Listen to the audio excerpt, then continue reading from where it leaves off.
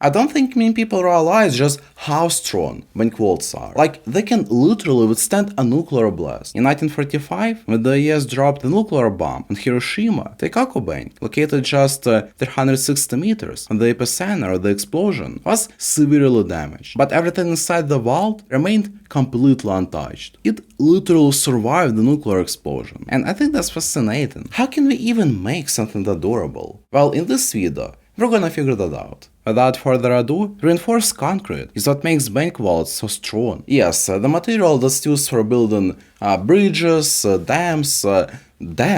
Like, you know how big and strong they are. So the same material is used in wall construction. However, they actually use an even stronger concrete mix than they do when building bridges and dams. They used regular concrete like a century ago, but in order to make the walls strong, they had to make them really thick, like 40 to 50 centimeters thick. Nowadays, 10 centimeter thick walls made with this modern special concrete mix are stronger than those older 50 centimeter thick walls. The only problem with this special blend is that it's very thick, so you can pour it like a regular concrete. So, when they build a bank vault, what they do is make a bunch of concrete panels. Then they cover them with steel, bring them to the construction site, and weld them together. And this is how they build bank vaults. Doors, by the way, are made the same way. At first, they make a concrete panel, then they cover it with steel, and yeah, the door is complete. Oh, and since we're talking about doors, let's dispel a common misconception that vault doors are round. That was the case a century ago, but nowadays, they're actually rectangular. That's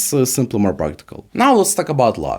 I'm not gonna do a deep dive, because there are just too many different kinds of locks. But in short, I'll say combination locks are the most common. You just enter the correct combination and the lock opens. Sometimes time locks are used. They are basically the same as combination locks, but they can only be opened at a certain time window. For example, this lock can be opened only during the day, during business hours, but it can be opened at night, even if you know the correct combination. Also, locks with regular physical keys are quite common. One interesting fact is that usually they carry the key in a box, and they only take the key out literally in front of the vault door. This is done so that no one can take a photo of the key and then make a copy of it. And of course, bank vaults are usually equipped with a bunch of cameras and sensors, like motion sensors or seismic sensors. Seismic sensors detect vibrations caused by drilling, for example. But I think the main safety measure is that usually banks don't store that much money in vaults. Like in the US, banks usually hold around $50,000 or even less. But regardless of how much money is in there, bank vaults are practically indestructible. And that's why I find them so fascinating.